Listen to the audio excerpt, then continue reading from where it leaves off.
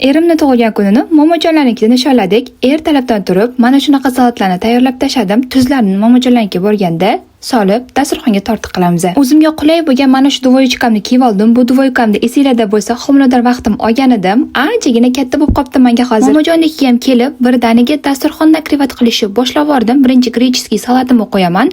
Sezar salatimni esa kechga olib qo'ydim. Bu salatlar meni va Sardor akam eng yaxshi ko'rgan salatlarimizdan biri. Ayniqsa mana shu grechskiy salatni har kun yeymiz, chunki vitaminga boy va tug'ruqdan keyingi ozmoqchi bo'lganimda ham menga vez tashlashimga ancha yordam bergan shu salat. Ishonasizlarmi, momojonlarnikiga har safar borganimda xuddi o'zimni ota uyimga borganda erkin his qilaman o'zimni. Endi bu yog'i karvin san'ati bo'lib ketdi. Mevalarni noodatiy, chiroyligina kesishga harakat qildim. Uy yig'ishtirish yomon ko'rsam ham, lekin ovqatlar tayyorlash, salatlar qilishni, mevalarni mana shunaqa karvin san'atida kesib tayyorlashni juda ham yaxshi ko'raman. Ko'pchilik mehmon kutishni yomon ko'rsa, men esa mehmon kutib olishni juda ham yaxshi ko'raman. Abidga momojon tayyorlagan qozon kavoflarni yeb oldik. Kechga esa Sardor akam shashlik tayyorlab berdilar. Men esa Sezar salatlarimni tezgina tayyorlab dasturxonga tortiq qildim. Shu bilan tug'ilgan kunni momojonlarnikida maza qilib nishonladik.